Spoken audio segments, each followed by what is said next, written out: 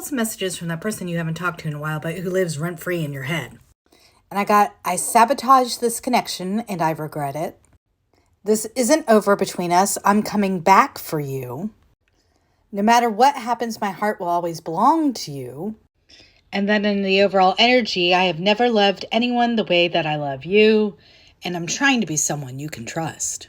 So then I pulled from the Rider-Waite-Smith deck and I saw that this person's coming in with a passionate message. But before we get to that message, I do have one special card for you. And that's the subscribe card. Subscribe for more messages like this.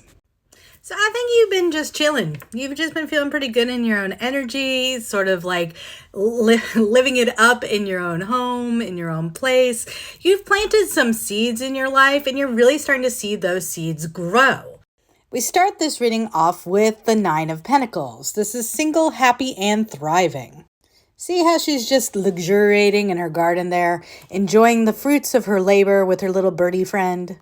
I think that's you, boo-boo. You've just been doing you. You've been focusing on your work, focusing on your money, honey, focusing on your resources. You've been planting seeds where you know you're going to see some payback from it. I think you've just been taking really incredibly good care of yourself, of your home, of your family, and you're really starting to enjoy the fruits of your labor. You're seeing your life kind of transform before your eyes. And that's when this person comes in, right? They are letting their guard down. They want to be vulnerable with you. They want to be open. They've got a really important message that they want to tell you. Likely you're going to hear from them in the next 7 days. This is someone who, generally speaking, they feel misunderstood, okay? And I feel like they're really coming in to really be open and vulnerable with you because they want you to understand better where they're coming from, what happened between the two of you, sort of their side of it. We've got a lot of fire sign energy in this reading, so this person could be Aries, Leo, or Sagittarius. Doesn't have to be, though. But they have been waiting a minute to talk to you, and they've grown completely impatient. And so kind of on like a wild whim, I think they're going to reach out. They're going to message you. Temperance reverse is about like just losing patience with a situation. They could be Sagittarius specifically. Doesn't have to be. But this also could be like a drunk dial, okay? Because temperance is all about like sober thinking, but in the reverse, we're not thinking quite soberly. We're having a little hard time controlling our impulses. So I feel like this person just has like this moment of vulnerability where they really feel like they need to share with you what's going on in their life, what happened between the two of you, how like basically they can't stop thinking about you either. And they're just kind of like, okay, enough is enough. I'm just going to reach out. And this message that's coming in is pretty fun and flirty with the Page of Wands here. Now, Page of Wands, again, fire sign energy. But it's really playful when we see the Page of Wands. Like, they're just really genuinely eager to talk to you. They feel really passionate about this connection. And I think it's because they've realized there's something about you and your energy that just makes them truly happy. Like, you just light them up. You make their day better when you're in their life. The sun is the happiest card in the deck. And I love this particular depiction of it. Because you see how we're sort of emphasizing how the planets do orbit the sun here. The sun is the center of the solar system. And I think that's because you're really kind of the center of this person's universe and they just never realized it before. All right, so they reach out to you, they give you this fun, flirty message. Okay, then what happens?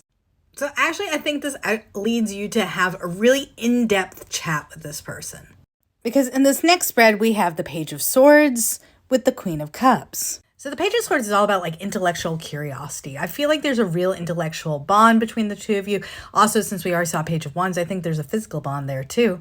But you guys just have really good chats. You have a lot of interests in common. You sort of just like chat about things that sort of just capture your imagination, and you're just both very curious individuals. And I think this is something that you just really connect with. You see, Queen of Cups is that energy of connecting on like a soul level. She's the empath of the tarot. She's the diviner. She's depicted usually staring into a cup, kind of reading its tea leaves. And I think y'all probably like to talk a lot about spiritual topics in particular. And I think this discussion that you have is really kind of validate how you've been feeling and what you've been thinking all along. Like, I think both of you kind of need the other to balance each other out with the Two of Pentacles here. Like, if you're more of a serious personality, they're more of a playful personality. If you tend to be a little witchy and woo-woo, they tend to be more logical. You guys just kind of complement each other, which is ideally what you want in a person.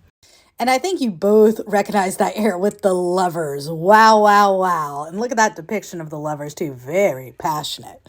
So the lovers indicates a really strong soul bond here. It can indicate twin flames, but this is definitely a soul connection that like is kind of outside your control, right? This is on a spiritual level, on an emotional level, on an intellectual level, and on a physical level.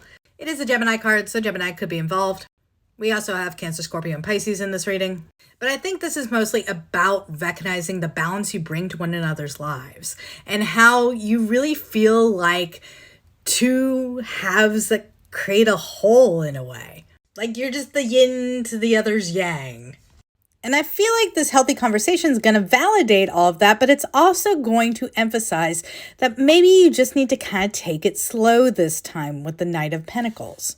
So if the last time you guys were together, it was kind of a whirlwind romance, I think that you're hashing it out saying, there's a lot of passion here, there's a lot of connection here, like we balance each other out, we have the potential to be a really great couple.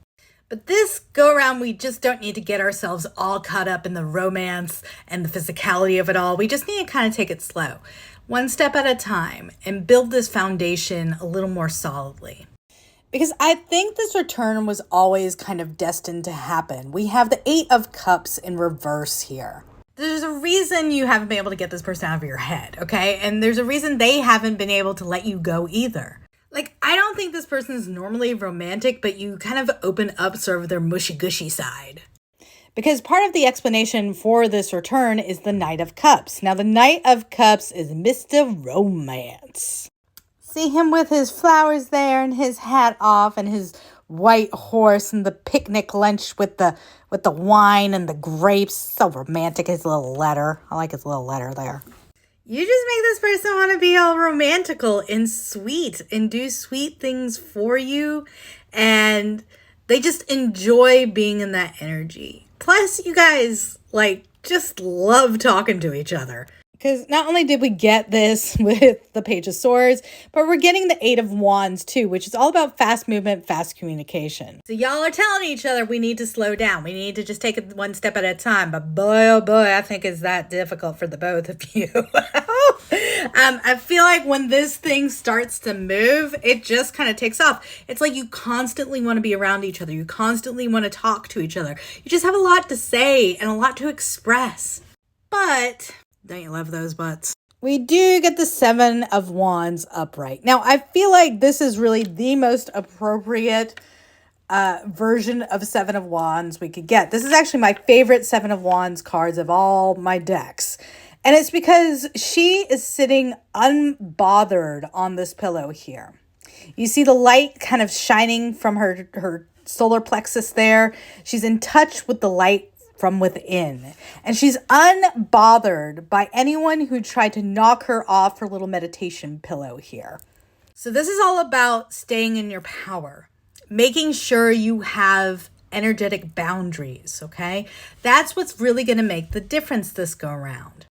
Yes, you love talking to one another. Yes, you feel passionately about one another. Yes, the romance is off the chain. But girl, you got to have your own life too. You gotta stay in your own power, right? Make sure you're just keeping healthy boundaries to the relationship. Don't try to merge souls. Just try to enjoy one another's company. Now, this is headed towards possible reconciliation here with the Tower reversed. Again, we've got Aries, as noted by this card, as well as Scorpio. This is pretty fated, y'all. It just won't fall away. It won't crumble. When we see the Tower reversed, this is a refusal to let the foundation fall, okay? And it is also some advice here. Don't make the mistakes last time that you made that caused the tower to catch on fire. It's survivable. The fire department has come. They have put out the fire. It can be rebuilt. Don't set the fire again. Overall energy for the advice spread is 7 of Wands. Again, stay in your power. And the King of Wands. Someone here is definitely a fire sign.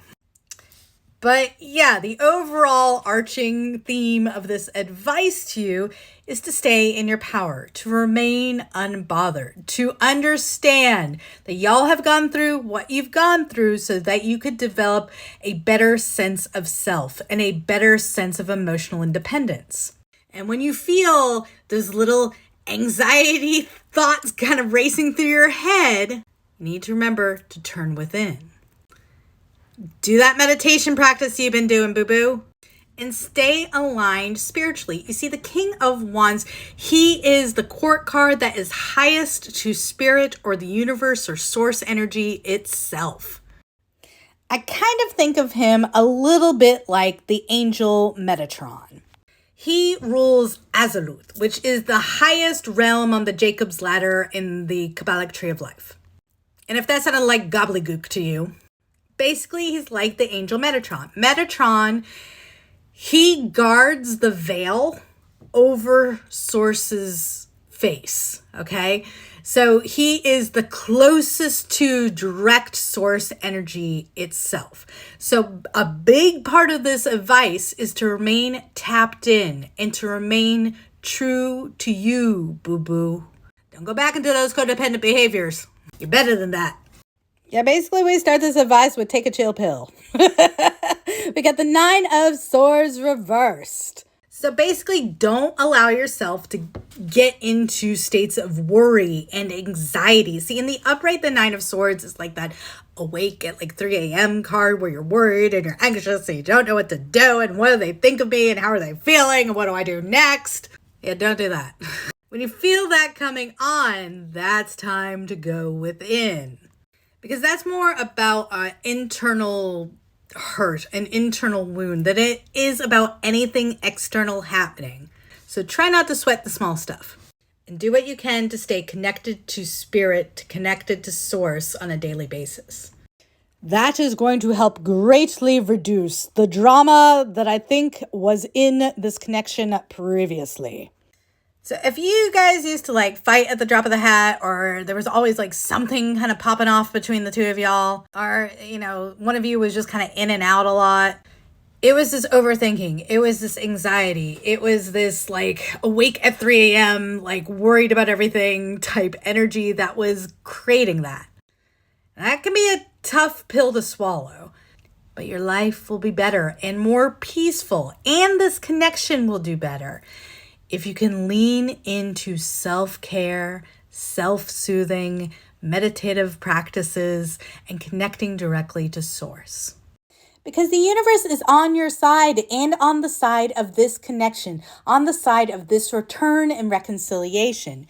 You are meant to work well together with the 3 of Pentacles here. The 3 of Pentacles is about building a strong foundation, collaborating together. It might literally indicate that you guys work together or have worked together, but it absolutely doesn't have to be. More than that, I think this is Spirit's way of saying that this is meant to work out. This reconciliation is meant to stand the test of time. But you're going to have to be passionate about the transformation you've been through already and are continuing to go through in order to kind of keep the passion and spark alive between the two of you in this relationship. Because to end this advice spread, we have the Ace of Wands. This is a brand new, passionate, exciting beginning, and the Death card. And note how this particular Death card is about death and rebirth. It is literally about transformation for this deck. You see that light in the middle of death? That is the rebirth that's happening. This is a passionate rebirth that's happening for this connection. But you absolutely have to embrace the lessons you've been through during this separation. All right, now I'm going to get a little more into how this person feels about you in the extended reading. If you'd like to join us for the extended reading, please do look into the memberships. They're linked in the description down below. Even if you don't do that, I hope you will stick around for this next reading. Thanks so much for being here. I appreciate you. I hope you have a wonderful, beautiful day. And I'll see you next time.